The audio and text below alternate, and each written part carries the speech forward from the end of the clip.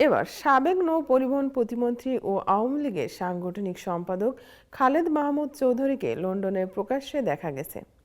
স্থানীয় সময় রবিবার 2 ফেব্রুয়ারি সন্ধ্যায় লন্ডনে যুক্তরাজ্যের আওয়ামী লীগের একটি অনুষ্ঠানে যোগ দেন তিনি।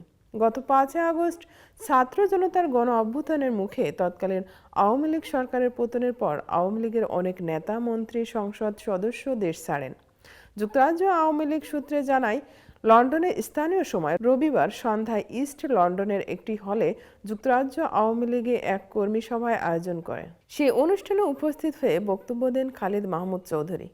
এরপর বাংলাদেশের অন্তর্বর্তী সরকারের পদত্যাগ ও আওয়ামী লীগের নেতাকর্মীদের নামে হওয়া মামলা প্রত্যাহারের দাবিতে যুক্তরাজ্য আওয়ামী লীগের আয়োজিত মাসব্যাপী কর্মসূচির অংশ হিসেবে ইস্ট লন্ডনের বিভিন্ন স্থানে লিফলেট বিতরণ করেন তিনি। যুক্তরাজ্য যুবলীগের যুগ্ম সাধারণ সম্পাদক জামাল খান বলেন, যুক্তরাজ্য আওয়ামী লীগের আমন্ত্রণে কর্মী সমাবেশের সাবেক প্রতিমন্ত্রী খালেদ মাহমুদ ছাড়াও সাবেক মন্ত্রী ও আওয়ামী লীগের প্রেসিডিয়াম সদস্য আব্দুর রহমান, সাবেক প্রতিমন্ত্রী শফিকুর রহমান চৌধুরী ও সাবেক সংসদ সদস্য হাবিবুর রহমান যোগ দিয়েছিলেন। খালেদ মাহমুদ চৌধুরী দিনাজপুর-2, বেড়াল ও বোচাগঞ্জ আসনের সাবেক সংসদ সদস্য।